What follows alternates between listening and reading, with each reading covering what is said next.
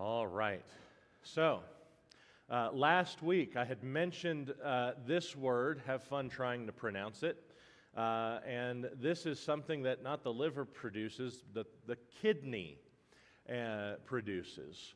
And it sounds like people are calling it a negative feedback loop. And some of you who are more into all of the medical stuff can probably discuss this in a better way.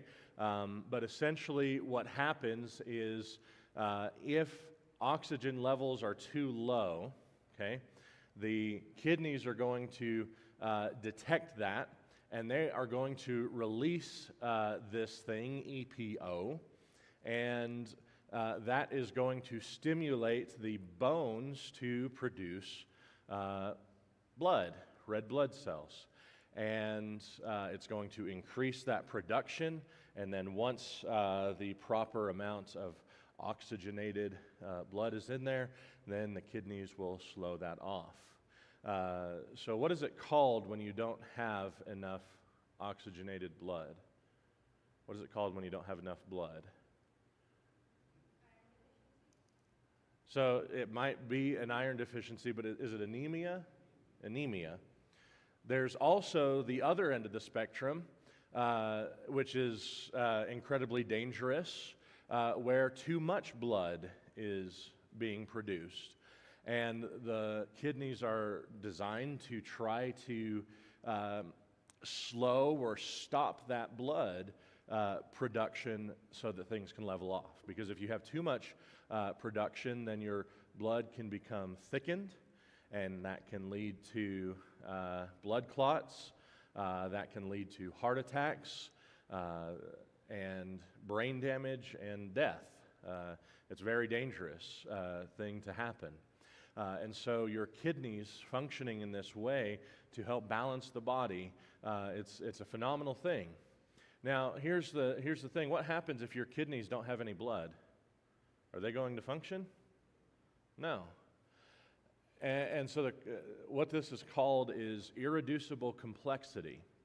It's kind of a chicken and egg problem. What came first, the kidneys or the red blood? And how was it regulated before that? And some things you'll hear is, well, we can see in certain animals or certain creatures that they don't have red blood, but they have something that's kind of similar, and they do it differently this way and that. And so maybe it happened this way. And it's a neat story. But we don't have any real evidence that that kind of thing has taken place. How would you have two separate things going at the same time over millions and millions of years that have nothing to do with each other, and then suddenly they do? And they work off of each other, and both are necessary for the other to operate.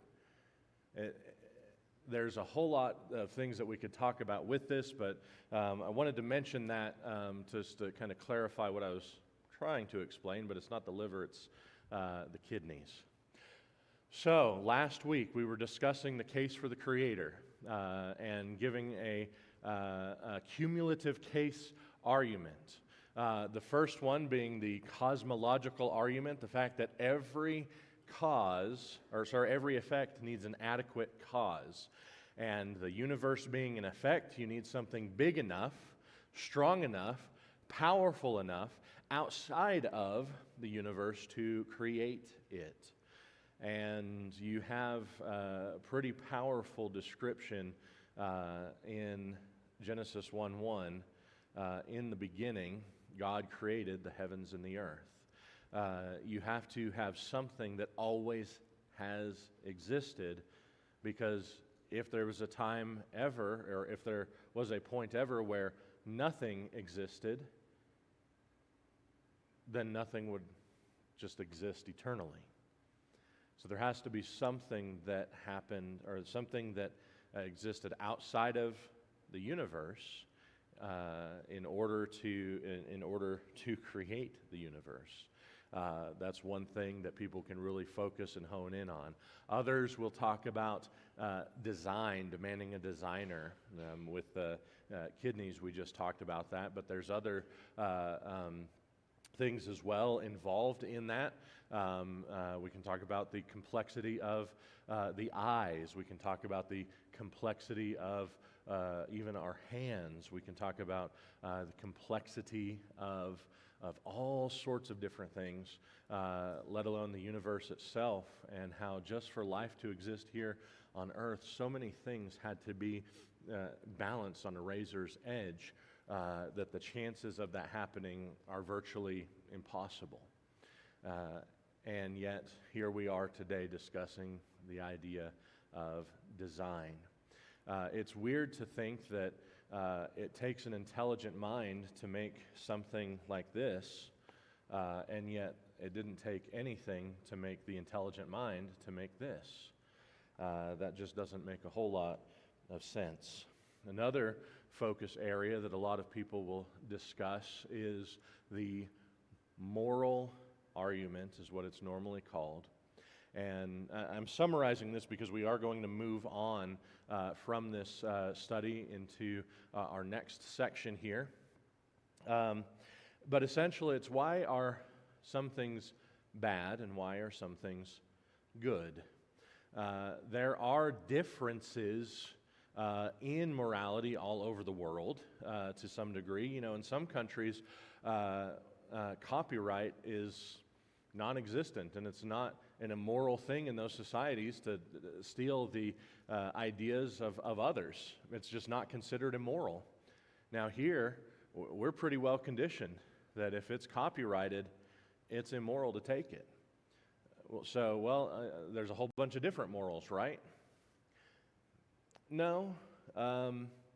Although some may interpret some things differently as far as where that line might be or how to understand things, can you think of any, and I think we've talked about this in a class before, can you think of any culture where it is a morally good thing to do to abuse a small child and to cause him harm? There's not a single. Now, although there's no culture that would say that's a good thing to do, there are cultures that do practice that against their morality. Some may say child sacrifice. And what they'll say is, well, that's not abusing. They'll say that's a good thing to do. If we go to some of these terrible cultures that existed way back when, and some still exist today, rare, but still does happen. But they wouldn't say that it's abuse, because they know abuse is wrong. They just redefine what constitutes abuse. But nobody says abuse is a good thing.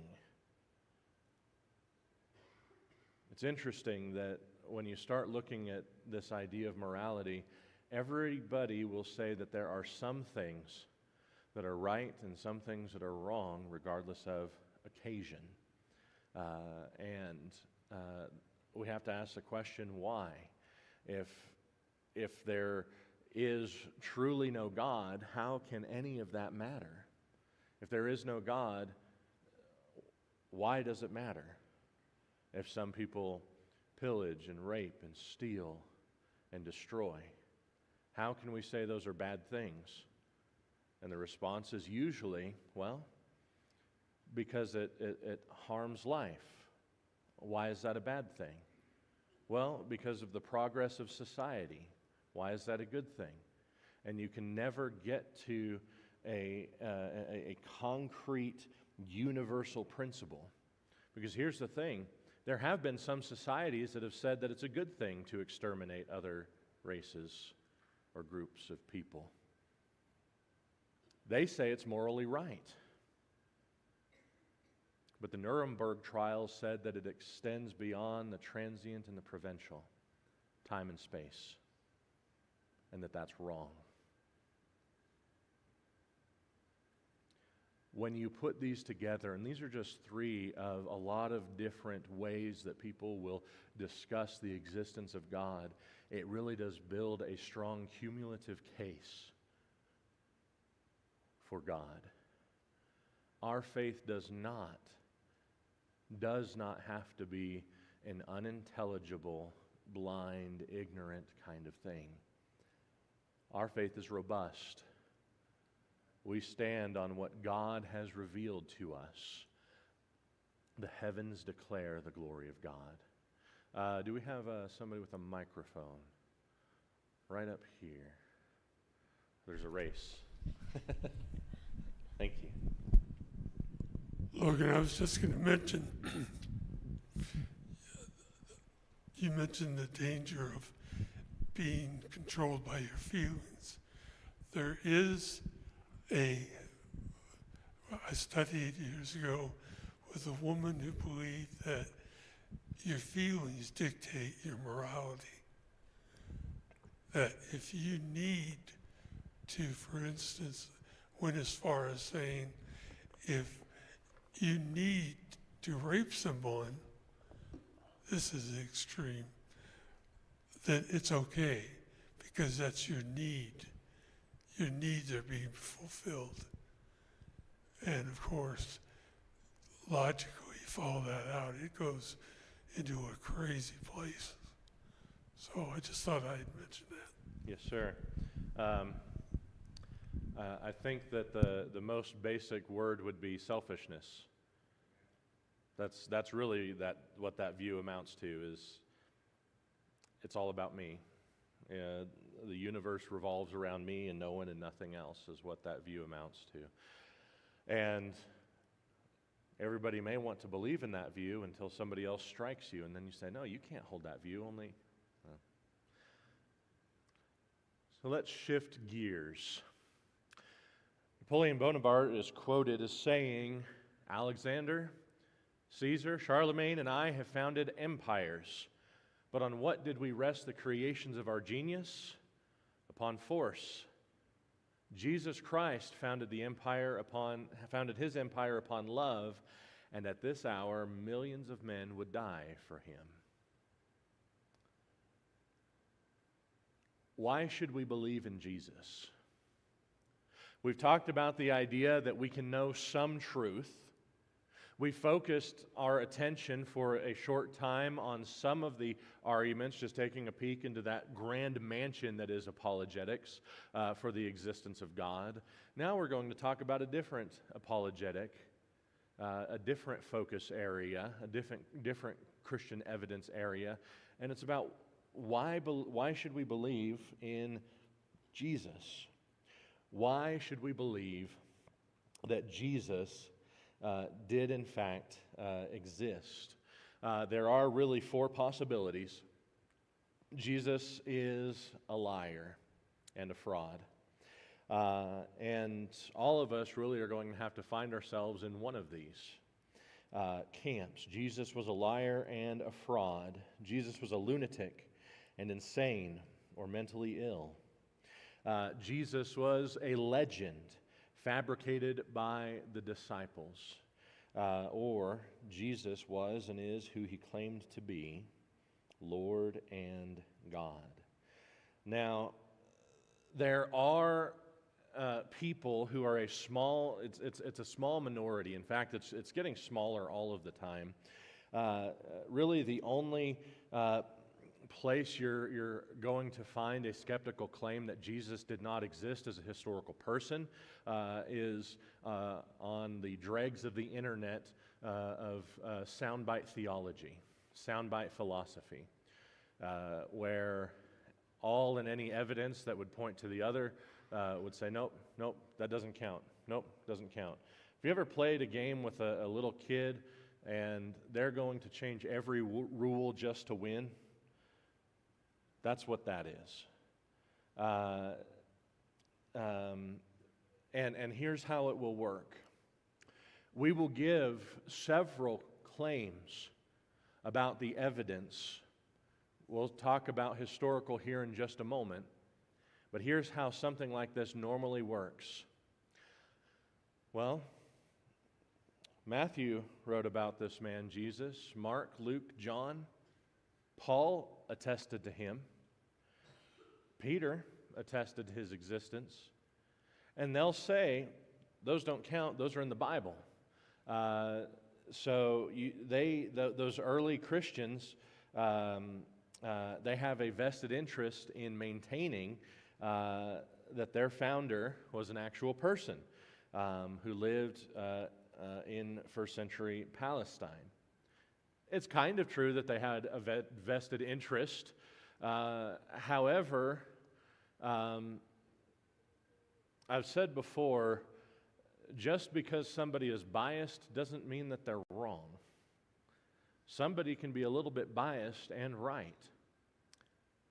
Somebody can be a little bit biased and wrong. That person themselves is not the concluding factor of whether or not something exists or doesn't. But we do have to at least put that out there, that there are some people who did right as if Jesus were a historical person, and it's written in a historical context. Were they believers? Yes. It would be weird to believe in something that you don't exist, that you don't believe exists. Think about that for a moment. Could you believe in something that you also believe doesn't exist? It kind of fries the brain a little bit. It doesn't work. And so just discounting those reports because, well, they believed in Jesus already, that's kind of circular reasoning. So the other thing we need to make mention of, and again, we could go into a lot of focus areas in this, but the disciples didn't really have a good reason to believe that Jesus raised from the dead. It was against their basic Jewish understanding that the dead would rise at the end of time. They knew that anybody who opposed Rome would be killed. They knew that anybody who opposed the Jewish religion in Jewish circles would be castigated and killed. And yet they were willing to die for their faith, to suffer for decades, proclaiming that Jesus rose from the dead. Again, we could spend a lot of time talking about that, but just kind of laying that out there to begin with. Reports should be thoroughly examined. We need to think about the kind of writing it is, the kind of literature it is, and how does that fit in to the world. So, was there somebody who raised their hand? Saul? Okay, no. Let's talk about some historical, secular, non-believing witnesses. You have Thallus, who probably lived in the middle of the first century AD. He alludes to this day that was darkened, and he just accepts it as reliable, the fact that Christ's death was accompanied by an unusual darkness. In Luke 23, 44 to 45, remember there was darkness for a few hours during the crucifixion of Jesus. He alludes to it as something that has been reported, and he accepts it. Pliny the Younger, not long after, a Roman leader who would serve in Bithynia some 80 years after Christ. You've got him referring to people cursing Christ and also referring to people who worship Christ. And you would think that somebody that early would have said something, right? Tacitus, as an example, who he's kind of still described as the ancient world's most distinguished historian. Born about 56 AD, may have lived until about 117 AD or so. And Tacitus tells us that Nero tried to suppress the rumor that he himself was responsible for the burning of Rome in 64 AD by diverting the blame to Christians. Tacitus observes this: they got their name from Christ, who had been executed by sentence of the procurator Pontius Pilate in the reign of Tiberius. He also refers to the beliefs of Christians as a pernicious superstition and how they had survived the temporary setback of their founder in the 30s in Judea, only to break out afresh, not only in Judea, the home of the disease, but the capital itself, Rome. Tacitus, he was known for his precision as a historian, and he's saying there was this man named Christ who was crucified by Pontius Pilate. You've got Suetonius. About 120, he had this quote in one of his works. Claudius expelled the Jews from Rome because the rioting they were constantly engaging in at the instigation of Christus, of Christ. Josephus, I know I skipped him, but Josephus, he wrote around 70 A.D. In a book called The Antiquities of the Jews. Has anybody ever heard of that book? Usually it's quoted in Bible classes like this. And he says this, about this time, he's talking about when Pontius Pilate was governing, there appeared Jesus, a wise man, if indeed he should be called a man, for he was a performer of amazing works and a teacher of those who received the truth with pleasure. He won over many Jews and many Greeks. He claimed to be the Messiah. Pilate, on the accusation of our leading men, condemned him to be crucified, but those who had first loved him did not give up. On the third day he appeared to them alive again, for God's prophets had foretold this and countless other astonishing things about him. And still to this day, the race of Christians named after him have not died out. Now, some are going to doubt Josephus because he's not a believer, and yet he says some things that are pretty powerful. It could be that he was writing from their perspective of what they're saying, but Josephus is pretty well respected even in this regard. But you start going through this, and the people that were alive around that time are saying the same thing. There was this person named Jesus, this man who was crucified, and there's this telling that he rose from the dead. So you've got just this idea of secular witnesses. You've got those who are witnesses who believed, but also, and I mentioned this kind of in a different way, it would be very strange for a first century Jew or first century Jews to invent this conspiracy theory that Jesus rose from the dead. So once we get past the fact that, yes, Jesus actually lived, history is settled with that. Again, the only place you'll find people denying that today are going to be trolls. That's what you call them online. People that aren't very serious about history. And so you start talking about some of the cultural things going on. Look at Deuteronomy 21 for a moment. Deuteronomy 21.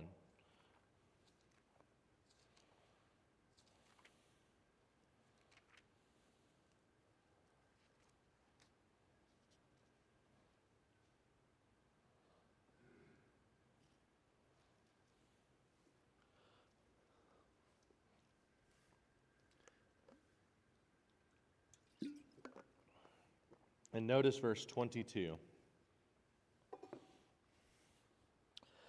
If a man has committed a crime punishable by death, and he is put to death, and you hang him on a tree, his body shall not remain all night on the tree, but you shall bury him the same day.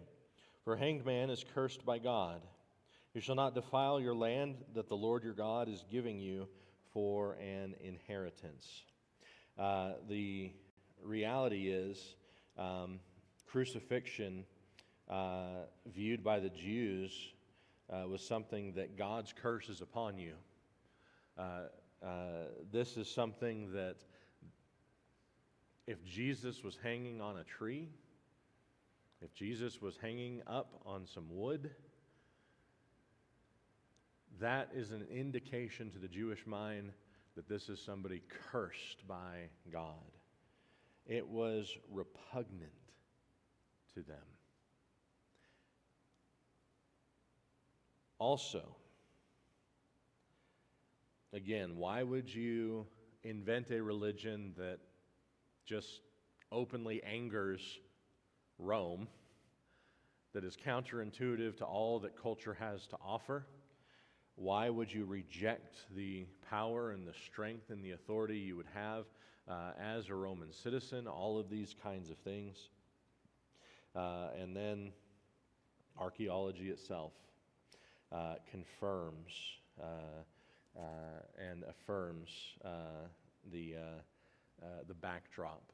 When you start to look at a book like Luke and the companion book that Luke wrote, Acts, it has converted atheistic historians to be believers because of the technical accuracy of Luke the historian. And you've got these things just, again, we're looking at this from a very small, and peeking through a very small window of something that we can dive into a whole lot. But the claim that Jesus didn't exist, that's all it is. It doesn't go any further than that. Any questions before we move on a little bit? So, there are those who would say that Jesus was merely a great moral teacher, and that seems to go quite a bit against the claims of Jesus himself. Have you ever thought, why would God become a man? Why would God become man? To communicate more effectively, Hebrews 1. Turn to Hebrews 1. The Hebrews writer opens up his book talking about the better way. And the whole book is a book of encouragement. It's a book of exhortation. And he begins in various ways, in various times in the past. God spoke to the fathers by the prophets, but has in these last days spoken to us by his Son, whom he has appointed as heir of all things. Jesus would say,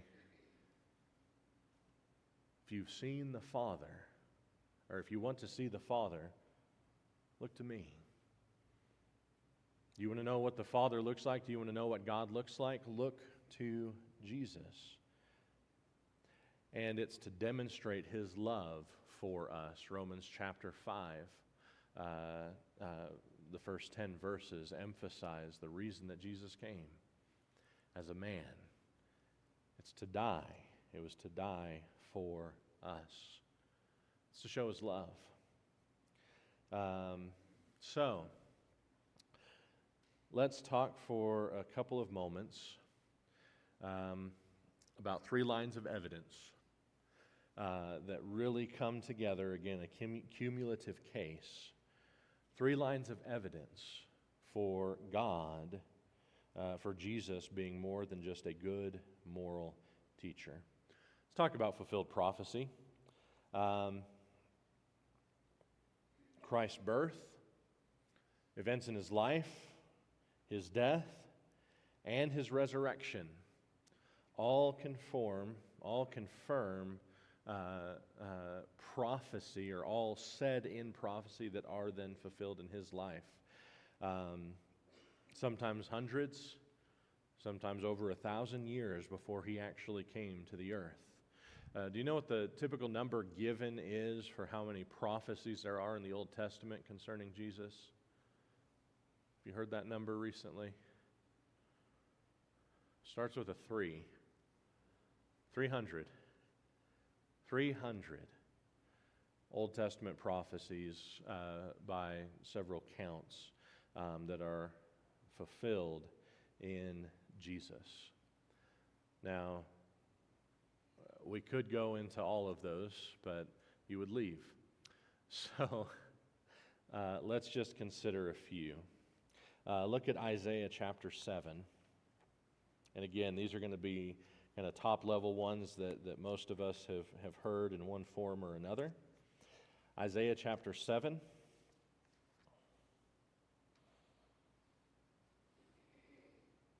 And verse 14. Therefore the Lord himself will give you a sign. Behold, the virgin shall conceive and bear a son, and shall call his name Emmanuel.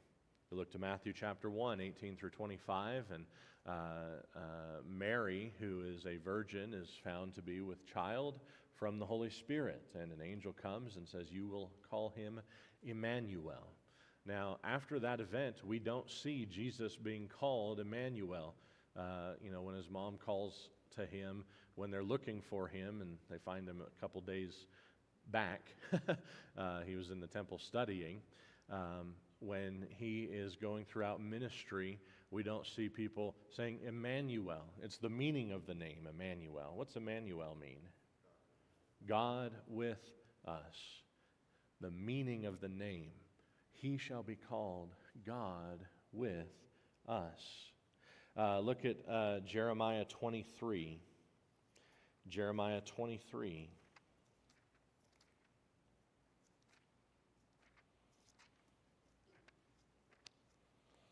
And look at verse 5.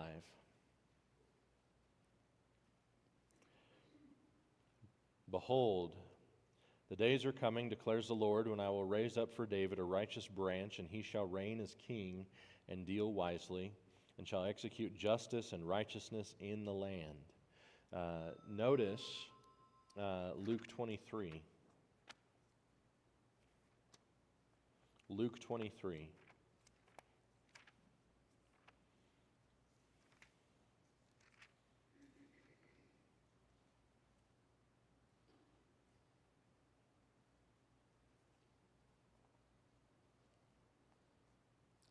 And if you go from verse 26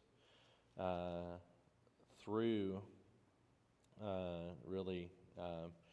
verse 41, you'll start to see an emphasis on Jesus, who is crucified. And notice here, verse 26, they led him away. They seized one, Simon of Cyrene, who was coming in from the country, and laid on him the cross to carry behind Jesus. And there followed him a great multitude of people and women who were mourning and lamenting for him. But turning to them, Jesus said, Daughters of Jerusalem, do not weep for me, but weep for yourselves and for your children. For behold, the days are coming when they will say, Blessed are the barren, and the wombs that never bore, the breasts that never nursed. They will begin to say to the mountains, Fall on us, and the hills cover us. For if we do these things when the wood is green, what will happen to us when it was dry? Two others who were criminals were led away, put to death with him, and they came to the place that's called the Skull, and there they crucified him. The criminals, one on his right, one on his left. And Jesus said, Father, forgive them. They do not know what they do. And they cast lots to divide his garments, and the people stood by watching. But the rulers scoffed at him, saying, He saved others, let him save himself, if he is the Christ of God, his chosen one. The soldiers also mocked him, coming up and offering him sour wine, and saying, If you are the king of the Jews, save yourself. There was also an inscription over him, This is the King of the Jews. Verse 39, one of the criminals who were hanged railed at him, saying, Are you not the Christ? Save yourself and us. But the other rebuked him, saying, Do you not fear God, since you are under the same sentence of condemnation? And we indeed justly, for we are receiving the due reward of our deeds, but this man has done nothing wrong.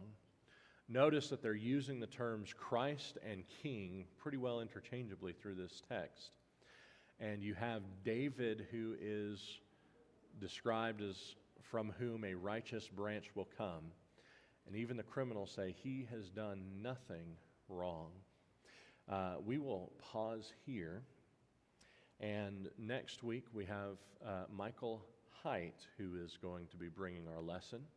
And the week after that will be Tyler Ray, but Tyler Ray will be picking up here in our study. But just keep in mind this reality, little spoiler. Just to fulfill about 8 of these is a 1 in 10 to the 17th power chance And as I mentioned, there's about 300 that are typically listed. We'll go through a few more, Lord willing, in a couple of weeks.